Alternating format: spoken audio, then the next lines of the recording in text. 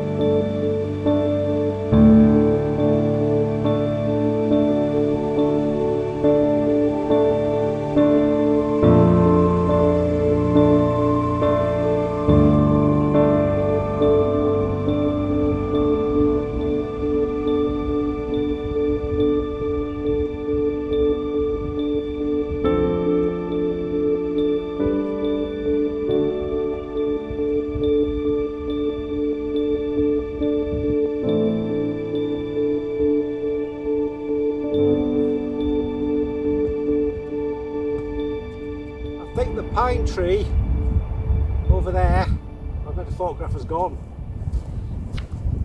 Might be over the other side though, I'll have to check. It had been 20 years since I'd been here last, so the pine tree that I hoped to photograph actually turned out to be slightly over this little hill.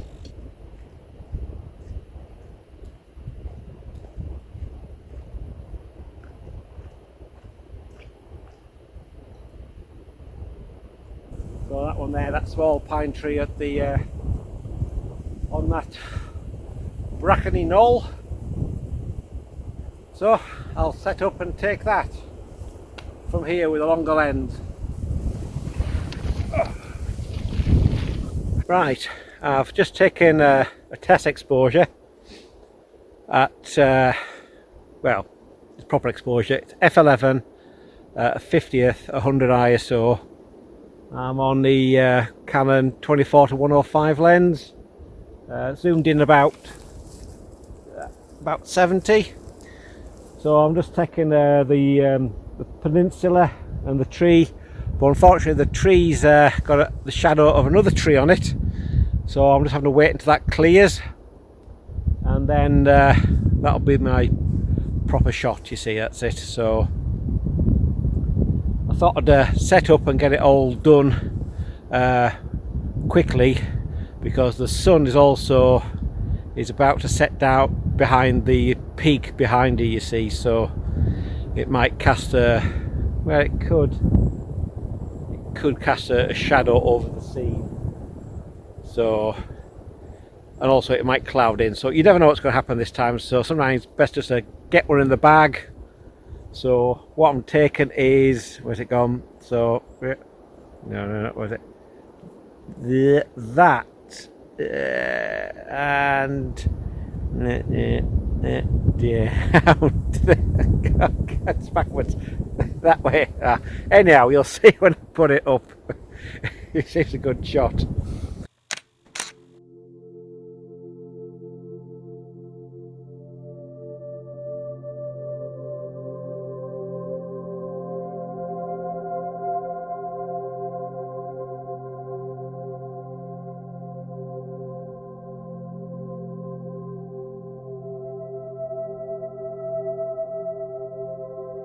Well, I tried this shot through LUMINAR 3 again, to its landscape AI enhancer. I had to turn off the foliage enhancer and some of the other little gizmos, but it did rather well. Why do I bother trying to process things myself nowadays? I ended up processing the original shot because when the shadow which was cast on the tree finally cleared, unfortunately the shadow on the hill had increased to such an extent that it looked awful. The majority of the autumn colour, well, the autumn sort of leaves on the deciduous trees has gone. I was hoping to take a picture of a nice beech trunk with some branches coming out with some lots of golden leaves on, but that was like I seen that 2 weeks ago, but unfortunately it's gone. All the leaves have been blasted off it and it looks nothing now. So, but that's how it goes. Autumn's passing and now it's winter. There's quite a few other trees around here, nice pines and things, so I think I'll concentrate on them. Well, while I'm waiting for the light to clear, it's got worse. So I decided to take that tree there with the half this sort of mountain in, maybe a wider shot. So I've just taken a few pictures of this sort of scene, general scene here. I can't do this backwards. That way up there, so that there. So a tight in, a wide shot, a semi-wide and a reasonably wide shot. I mean, the sun was on the tree then. Oh, it's come back now. That's quite nice and soft. So I'll better go and take another one while the sun is on the tree.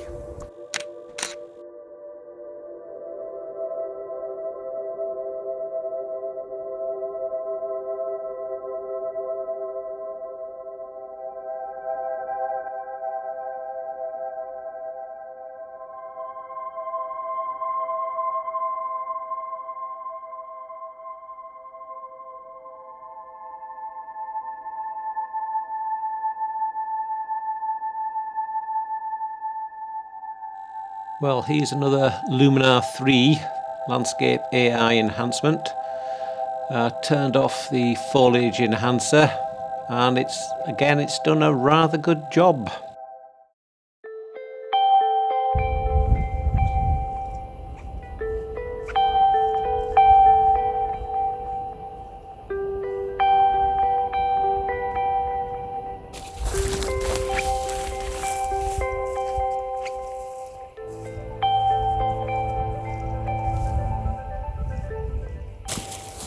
Right, I'm just going to have a little mooch about over the, well, near the shady side of the hill, because any compositions here will soon lose their light, and I thought I'd have a look first, see if there's anything around here.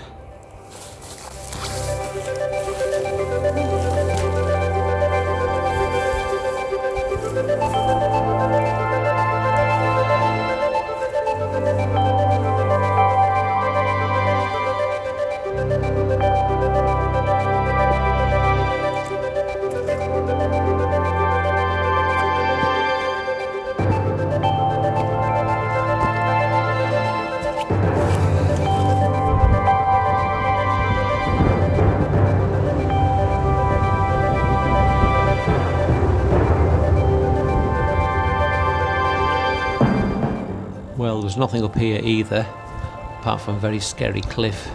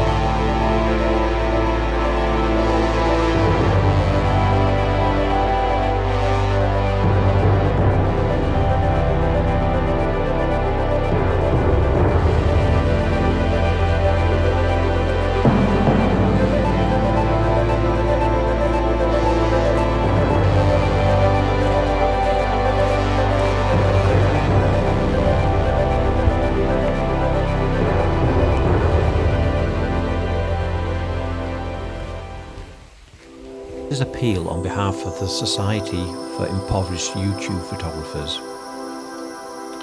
If you ever see a man like this, please give him a thumbs up, subscribe to his channel and ring that notification bell.